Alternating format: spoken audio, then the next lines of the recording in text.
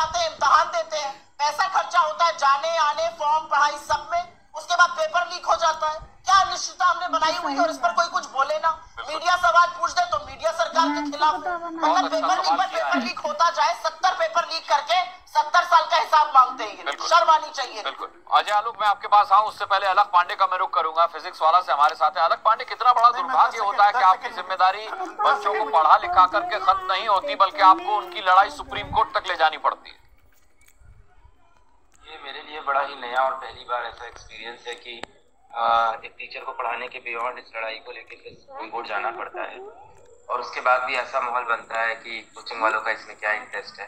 तो हम जिस संस्था में हम पढ़ाते हैं, जो हमारी संस्था है, वहाँ से खुद कई बच्चों के 720 में 720 नंबर आए थे, ऑल इंडिया रैंक 1 आई थी। उसके बाद भी बहुत से बच्चे ऐसे थे जिनके साथ गलत हुआ था।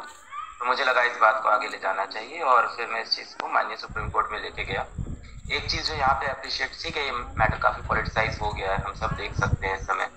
एक और शॉकिंग बात है, पता नहीं मुझे बोलना चाहिए कि नहीं, पर जितने लोग भी अभी ओवरऑल मैं बहुत से लोगों को देख रहा हूँ, वीडियोस में देख रहा हूँ, टीवी इंटरव्यूज में देख रहा हूँ, मेरे को बहुत ज़्यादा डाउट है कि उनको नीट का फुल फॉर्म भी पता है कि नहीं। मुझे बहुत ज़्यादा डाउट है उन्हें ये भी पता है कि नहीं कितने क्वेश्चंस नीट में आते हैं, कितने नंबर मिलते हैं, कहाँ पे टॉपर होता है।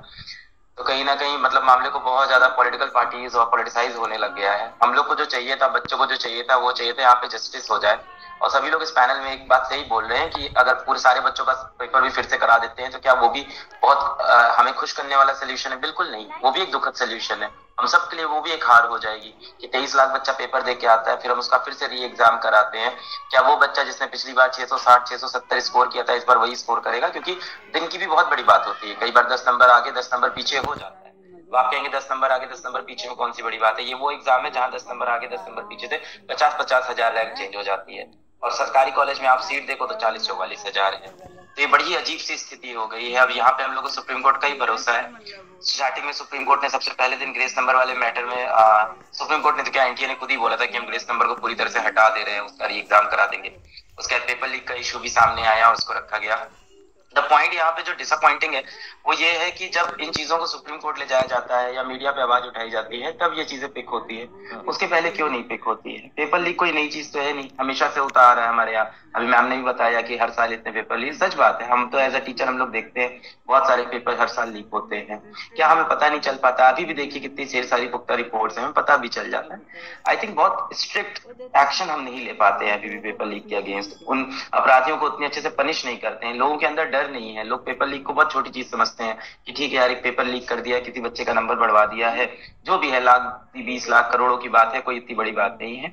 मैंने अभी पहले भी बोला था कि paper leak should be treated under national security act, क्योंकि नेशनल सिक्योरिटी की बात है ना। आप डॉक्टर बना रहे हैं, आप देखिए अभी ऐसा बच्चा डॉक्टर बन गया जिसे कुछ नहीं आता है और कल को वो पहुंच गया ऑपरेशन थिएटर में, तो वो क्या कर सकता है और क्या नहीं कर सकता? मतलब वो कितना बंटा धार कर सकता है पूरे देश का। तो ऐसे बच्चे लगातार क्वालिफाई, और पास में ऐसे केसेस आपको मिलेंगे, कई यूनिवर्सिटीज में ऐसे आपको मिलेंगे जहां पूरा का पूरा बैच या तो पेपर लीक के थ्रू पहुंचा है या सॉल्वर गैंग से पूछा है। और ये सारी चीजें भी सुप्रीम कोर्ट ने इस पे भी सुनवाई की है, पूरे बैच पे सुनवाई कर चुकी है पहले भी। बहुत ही दुखद होगा यहाँ से जो भी होगा, कोई बहुत खुशनुमा अब यहाँ से कुछ होने वाला नहीं है। एनीथिंग, जो भी रिजल्ट यहाँ से होगा बच्चों के लिए बहुत अजीब सा है। अगर आप सारे बच्चों का रीटेस्ट कराते हैं तो उन बच्चों का क्या जिन्होंने अच्छे से पेपर दिया था, जिनके मार्क्स ठीक आए थे? नहीं कराते हैं तो पता ही नहीं चलेगा कितने बच्चों के पास पेपर लीक था, कितने बच्चों को ग्रेस नंबर दिया।